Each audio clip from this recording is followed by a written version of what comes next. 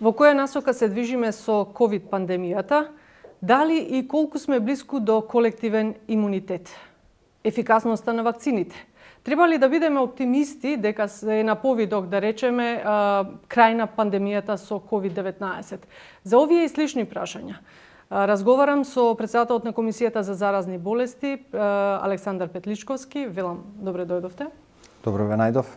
Докторе, кога светот е, да речеме, во светот, во фокусот е војната во Украина, се чини дека ковид пандемијата како да дојде под тепих или како да подзаборавивме. Дали е тоа навистина така? Дури на социјалните мрежи се појавија коментари, ќе речам, од саркастичен тип: војната во Украина е тука, но каде ви е ковидот? Да, може и така да гледаме на состојбата во моментов.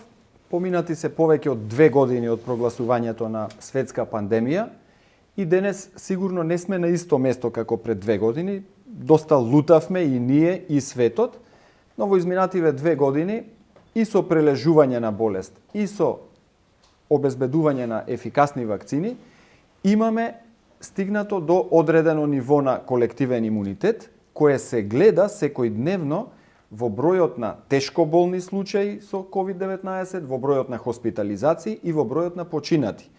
Јас сум умерен оптимист дека се приближуваме до момент, до време кога COVID-19 нема да биде сериозна болест и нема да биде нити сериозна закана за здравствените системи на државите ширум светот. Посна ќе се навратиме на колективниот имунитет, на сето она што тој значи. Мене ме интересира зошто имаме слаб тренд на вакцинација. Од вчера започна караванот за вакцинирање, офатени се 14 локални заедници. Почетната точка, почетниот пункт беше Шуто Оризари. Трендот и понатаму опаѓа. Беше во опаѓање и понатаму опаѓа. Што е во прашање? Дали е во прашање свест? Дали е во прашање, да речеме, недовербата кон здравството, кон вакцините? Како да се објасни тоа? Да, повторно се работи за еден комплекс, за една мешавина на повеќе елементи.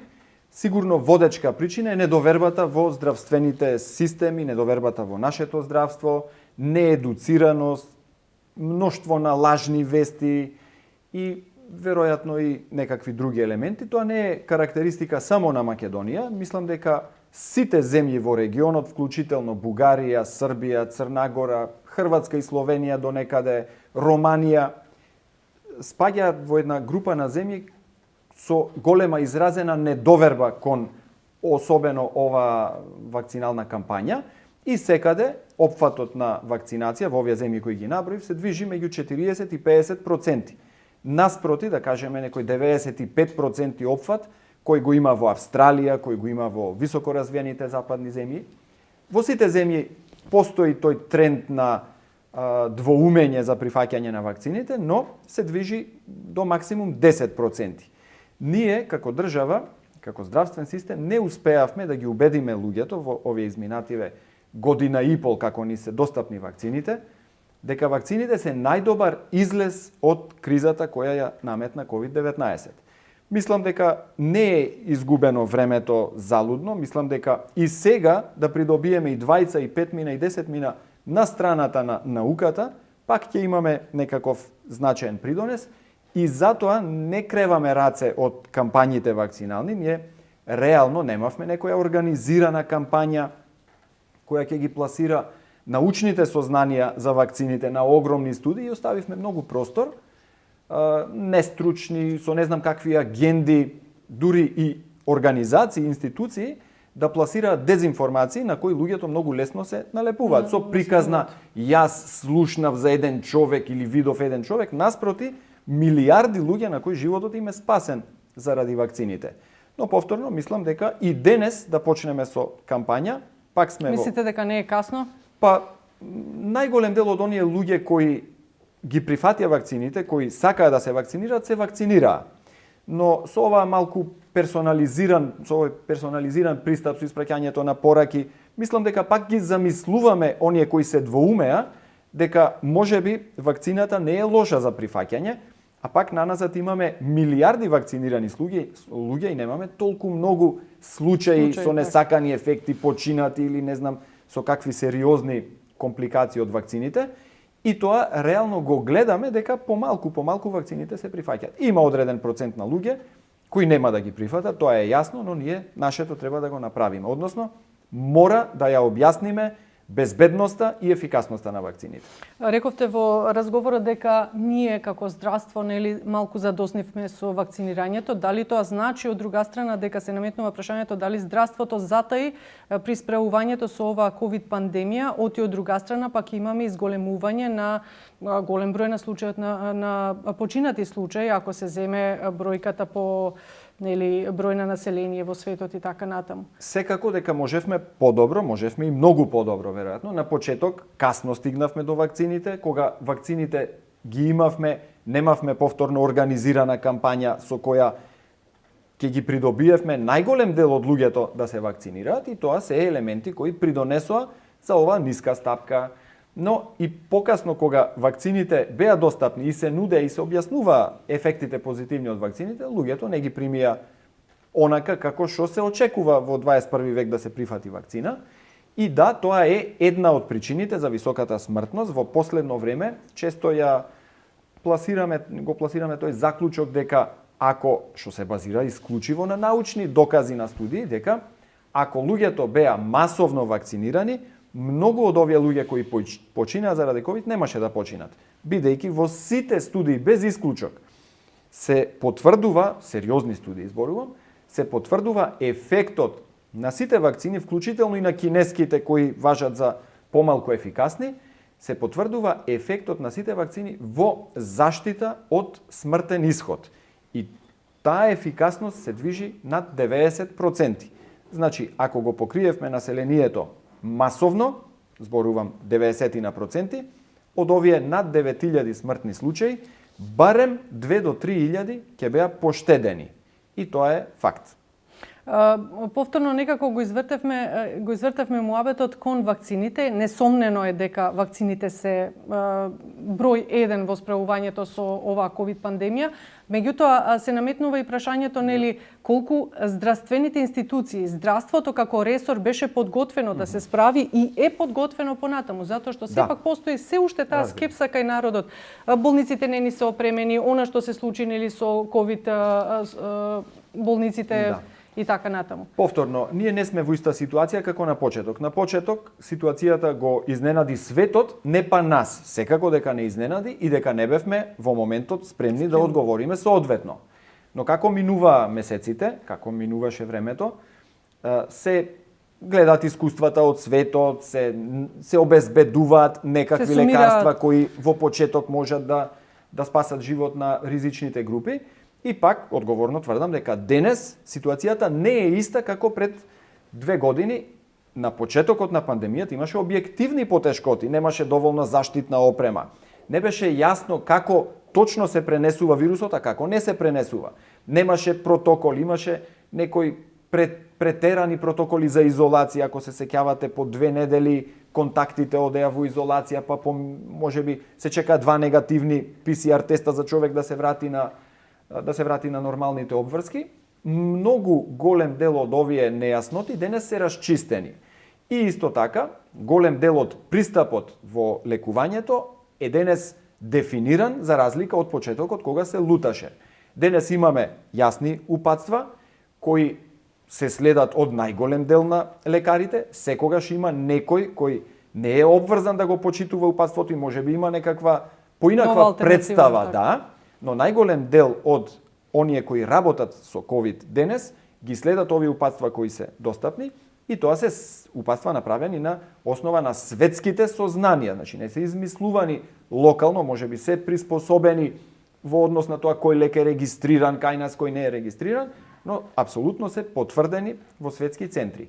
И секако имаше доста пренамени, односно преструктурирања во здравството, бидејќи на почеток ние нити имавме доволно инфектолози, нити имавме доволно среден медицински кадар, тоа беа главните медицинските лица беа под голем притисок, беа многу оптеретени, а не можевме да одговориме во тие големи напливи на кога имавме можеби над 10 на 12.000 активни случаи дневно.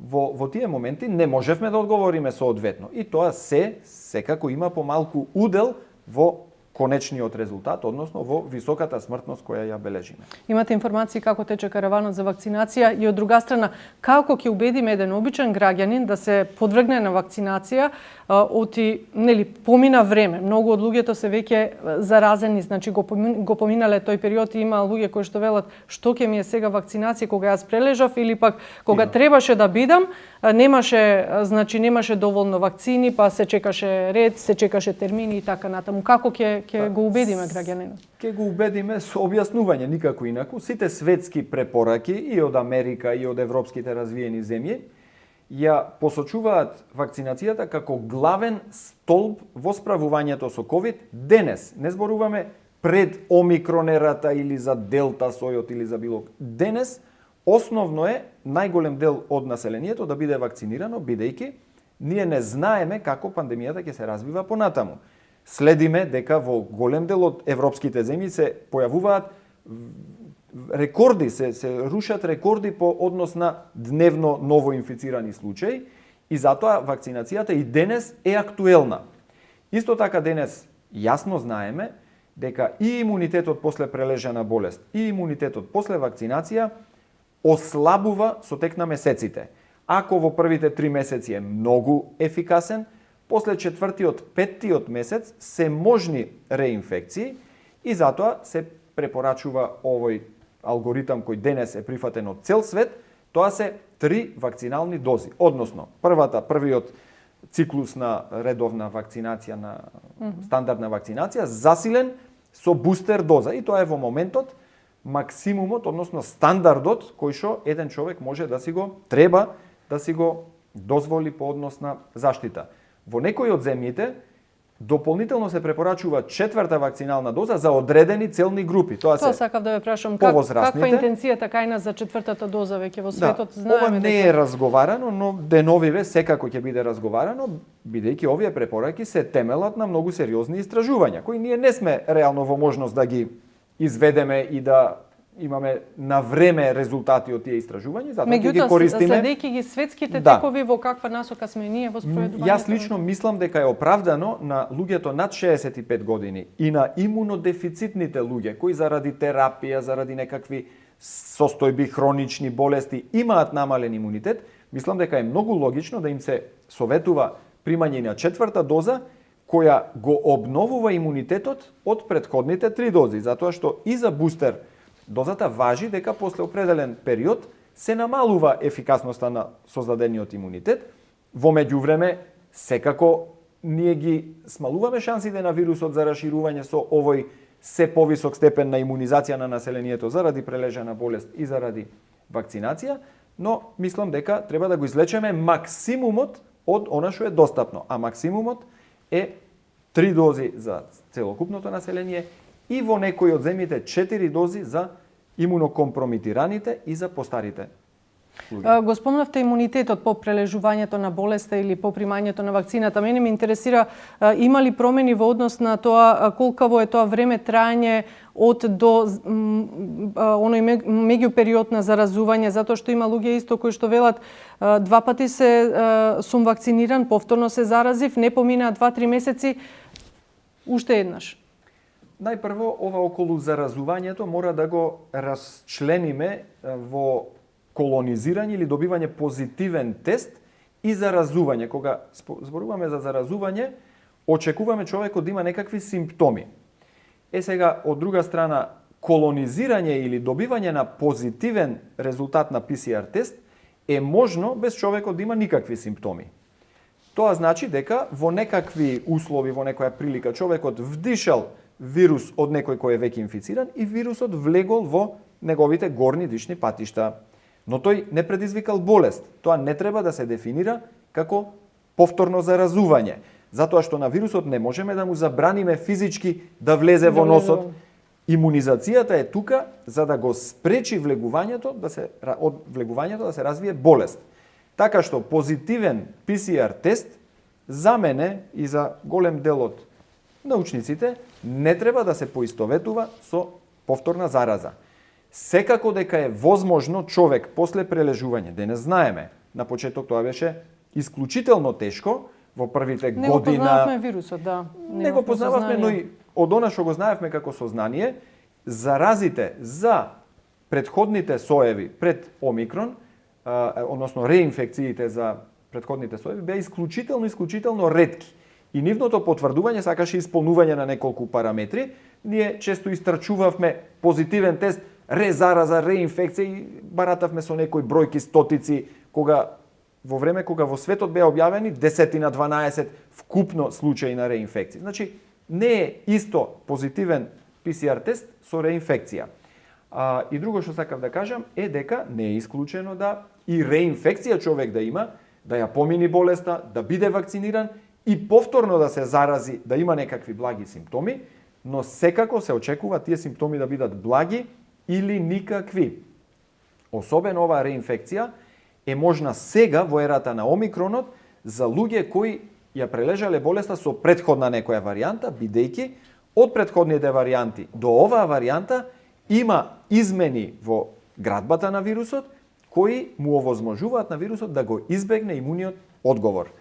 Но тоа никако не значи дека човек што прележал COVID пред 6 месеци, сега треба да се плаши и да живее во паника дека ќе се случи чудо ако се зарази со Омикрон, бидејќи имунитетот нема да падне до нула и со многу месеци после инфекцијата и дури после и вакцините, тој имунитет некакво ниво ќе има. И тоа ниво обично е доволно да ни гарантира дека нема после реинфекција да се случи тешка болест или хоспитализација.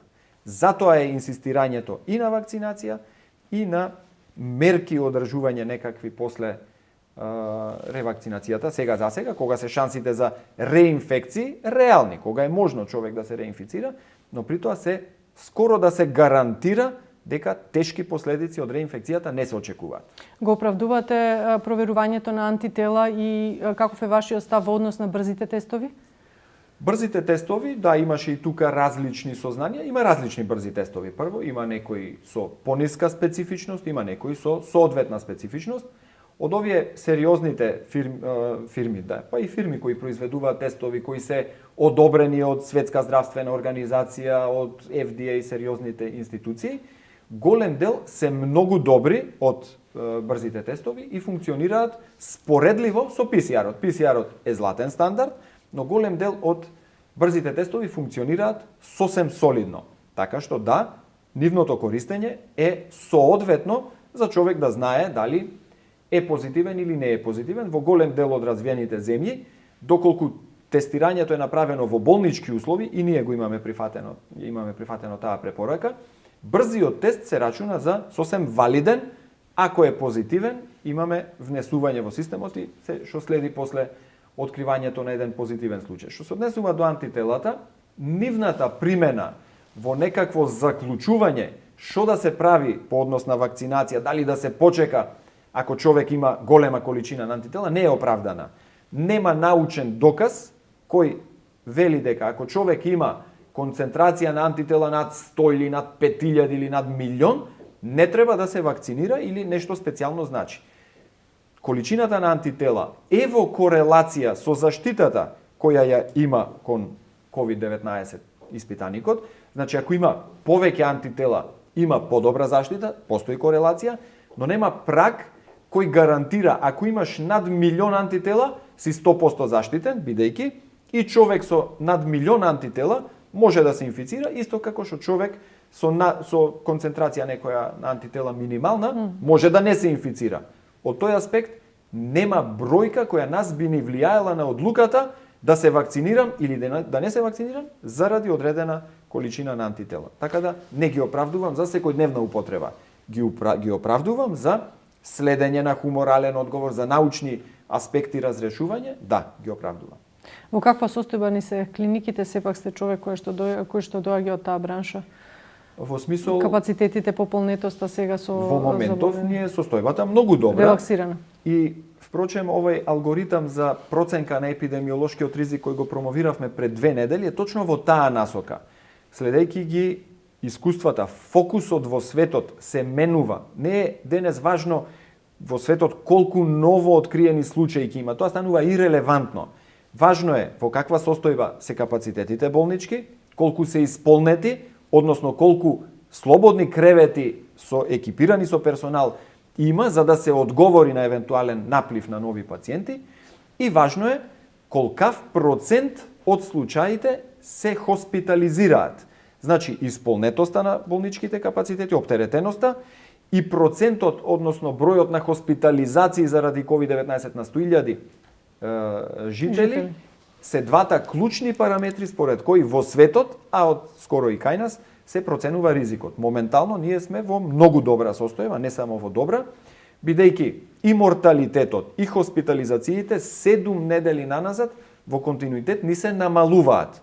Деновиве од минатата недела до оваа недела немаме пат на бројот на нови случаи пријавени, но имаме значаен пат над 40% на хоспитализации и на број на починати. И затоа мислам дека сме се уште во добра состојба. Сега секавично пред да влеземе во студиото прочитав еден краток наслов, не ја видов веста, каде што имаше дека во изминатата недела имало тренд на зголемување на бројот на новозаболени. Што тоа значи? Па трендот на зголемување на не на новозаболени, на позитивни случаи.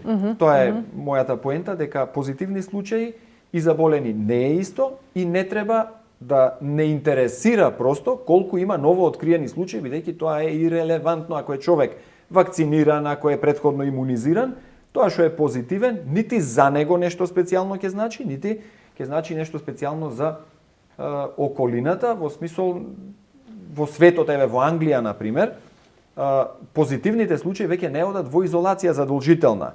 Значи драмата околу позитивниот наод со COVID-19 полека спласнува, а спласнува бидејќи имаме во позадина многу високо ниво од населението имунизирано. И тоа е фокусот е тука деновиве, неделиве наназад и мислам во иднина. Значи нас треба да не интересира само само компликациите кои доаѓаат со позитивниот тест, а самиот позитивен тест како позитивен тест не.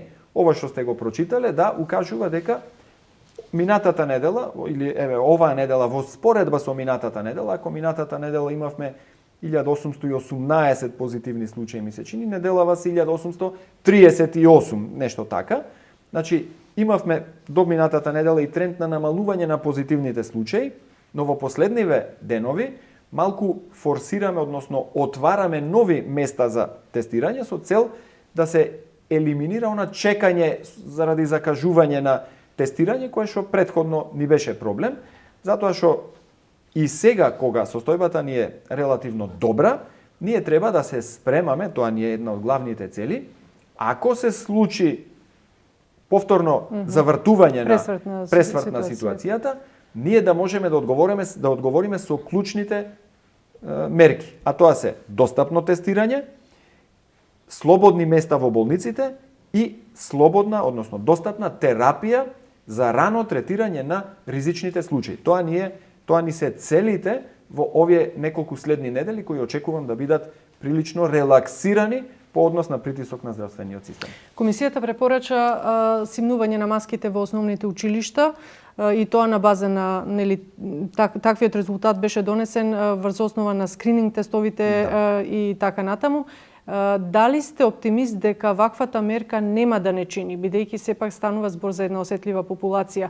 Меѓу родителите, дел од родителите постои страв, другите го оправдуваат, наставниците едноставно мислам дека се за таа мерка затоа што секој сака да биде заштитен. Впрочем, дел од децата на настава седат и со отворени прозори. Да. Затоа па особено нема логика во денешно време да се седи на настава со отворени прозори, но за сите мерки, за сите препораки има луѓе кои ги оправдуваат и има луѓе кои не ги оправдуваат. Ние се обврзавме дека ќе следиме научни докази и научно ќе пристапуваме на сите препораки. Ама практичното што значи?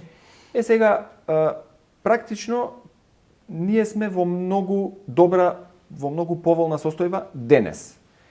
Мојот личен став е дека, и не само мојот личен став, таа проценката на епидемиолошкиот ризик, ние ја правиме за со еден ризик да оди соодветен пакет на мерки.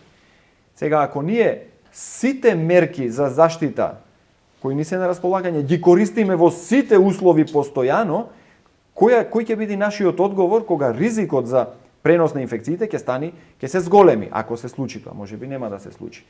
Моменталнава ситуација со многу низок пренос во популацијата, со направено тестирање не серолошко, туку со брзите тестови во основните училишта, ни дава за право да очекуваме дека тука нема да има некаков значаен пораст. Дополнително, ние добиваме информации од училиштата дека во некои училишта да се почитуваат мерките. Има во некои училишта, кај нас на пример личен пример е дека во училиштето има зголемен број на дечиња кои што се настинати, дали е настинка, дали е ковид, дали е омикрон, никој не знае, меѓутоа има сега таква и сезона појава. на грипот почнува помалку да се шири, но да, ние ќе ги прегледаме, ќе ги процениме бројките од повозрастни популации како ги разгледуваме секоја недела утре.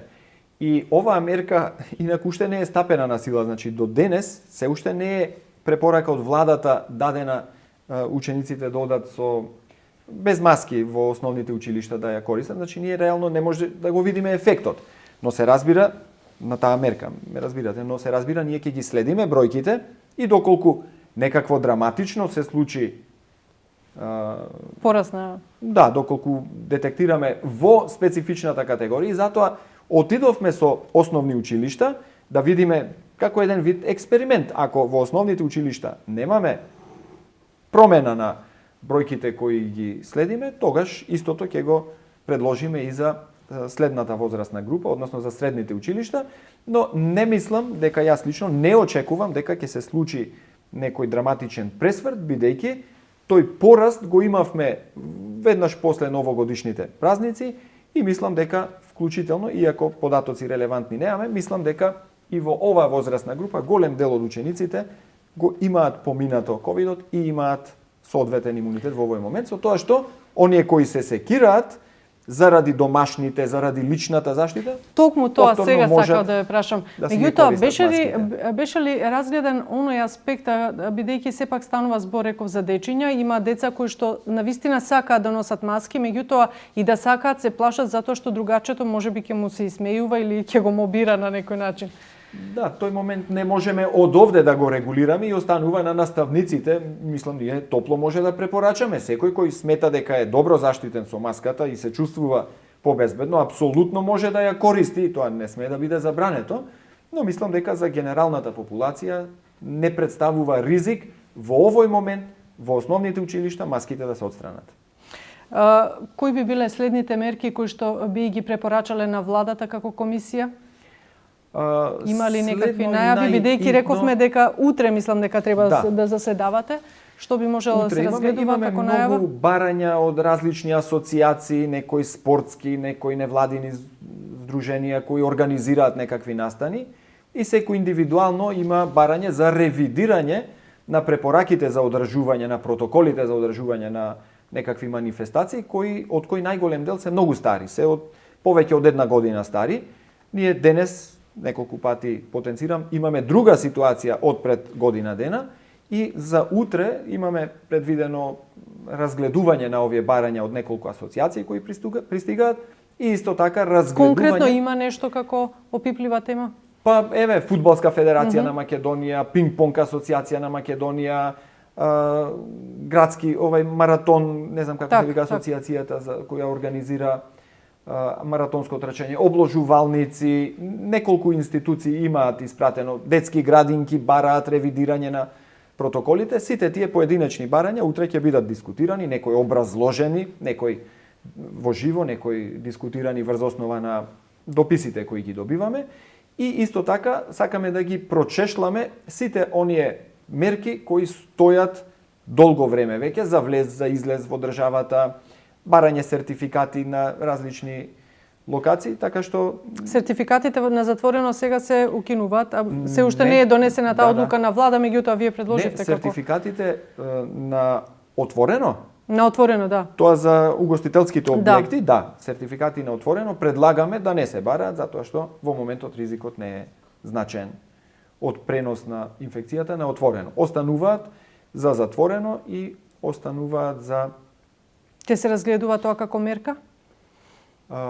Се разгледува на секоја една седница, на секој еден состанок, се разгледува моменталната состојба, дали нешто имаме промена, што правиме со маските, Дали што има правиме некаква со најава дека сертификатите? може да дојде во брзо време? Ќе има до дискусија укинување? секако, не мислам дека утре би донеле таква одлука, но Мислите дека е пребрзо сепак? па не знам, ќе дискутираме, имаме тука епидемиолози кои се најповикани, имаме неколку епидемиолози и нивните проценки ни се најважни. Секако ќе ги споредуваме со објективните бројки и ќе видиме каде ќе стигнеме. Каква е вашата проценка за летниот период, кога сите очекуваме релаксирање и сите очекуваме дека може да си дадеме мала оддишка? Ние очекуваме релаксирање, но Западна Европа не очекува релаксирање. Западна Да, таму Европа во најголем поделни дел, држави се затвараат. Да, дури и американците очекуваат овој бран кој во Европа се случува моментално да стигне и кај нив. Ние ќе бидеме внимателни, овие пресечни пресметки кои ги спомнав за исполнетост на капацитетите ги правиме на дневна основа и не мораме ни од среда за среда да чекаме за некаква интервенција.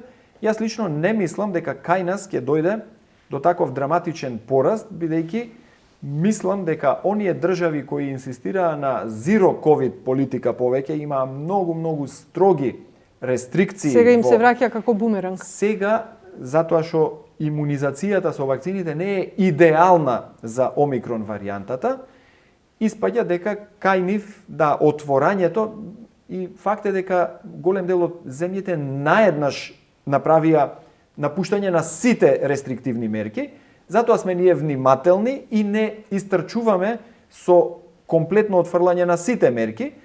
Очекувам дека кај нас нема да има некаков нов пик, можеби ќе има малку подолга опашка на овој пик кој ни е во залез и лично мислам дека летото ќе ни биде подобро, но мораме да сме спремни за секаков развој, бидејќи неколку пати кога го прогласувавме вирусот за умрен, се враќаше со нови и нови рекорди, така што не можеме да сме 100% сигурни, може да се надеваме и да очекуваме како ќе се одвива работата во следните месеци. При крај сме некако вирусот мутира и тоа од мутација во мутација и експертите, нели вие како експертска јавност, како здравство велите дека тоа е сосема нормално.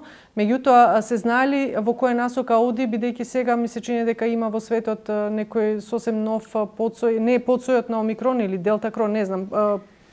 Едноставно поправете ме ако грешам. Да.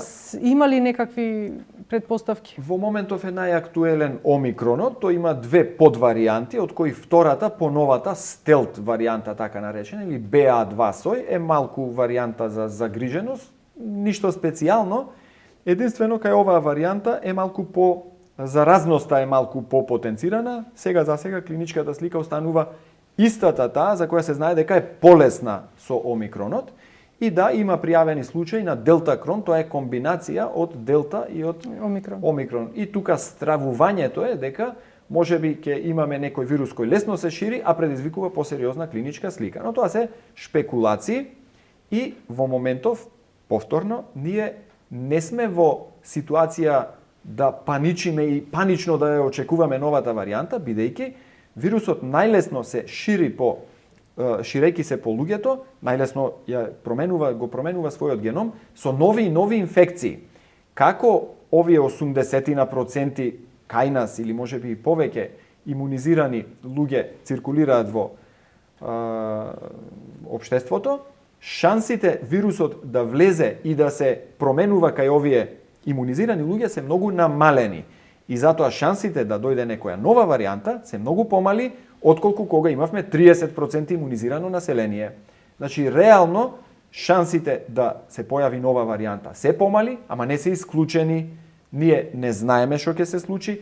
Има територии од светот кои се со многу ниска имунизација, мислам на Африка, првенствено, како и во Јужна Африка и омикронот нели тргна од Јужна Африка. Значи, оние популации каде што имунизацијата е слаба, можат да бидат резервоар за нови инфекции. Нашата задача е да си обезбедиме максималната заштита и пак се враќаме на вакцините. Лично не мислам дека ќе има некоја нова варијанта која ќе биде загрижувачка. Мислам дека ковидот ќе стане нешто налик на грип, кое што ќе има ендемски пикови порасти во одредена изолирана категорија и мислам популација и мислам дека нема да представува во иднина сериозна грижа за здравствените системи. Кај нас вклучително сега нашите. доминира омикронот, Да. а делтата каде? Делтата, Исчезна? мислам дека и воопшто ја нема, а доминира омикронот и тоа доминира стелт варијантата, BA2 варијантата. Дојдене? Со нешто, да, дојдене пред неколку недели и секоја нова варијанта која е поконтагиозна, позаразна, многу брзо ја истиснува претходно одомакинетата варијанта.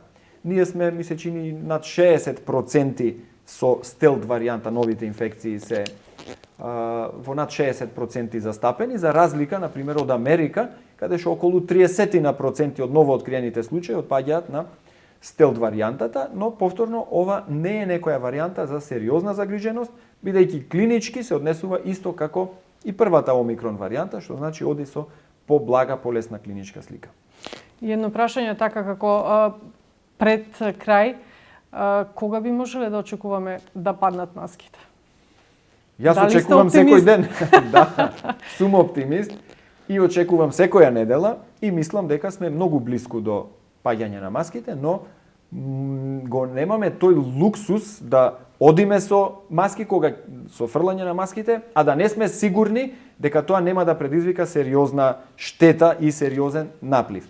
Сите параметри во моментот ни одат во прилог, но реков дека кривата, оној пат на кривата на нови случаи малку се зарамнува и мора да го процениме и тој момент на каде ќе оди, дали можеби ќе се зголемуваат случаите или овој тренд на хоспитализации и смрти поврзани со ковид ќе продолжи да паѓа, тоа ќе ни даде нов факт, аргумент во насока на олабавување. Мислам дека се работи за некоја недела. Може би требаше да почнам со ова прашање, меѓутоа јас завршувам. Како се чувствувате сега во позиција на претседател на Комисија за заразни болести? Полесно е од оваа страна или од таа другата каде што? Никако не е полесно, воопшто не е полесно. И што беше пресудно вака да се нафатите? Пресуден беше пристапот на министерот.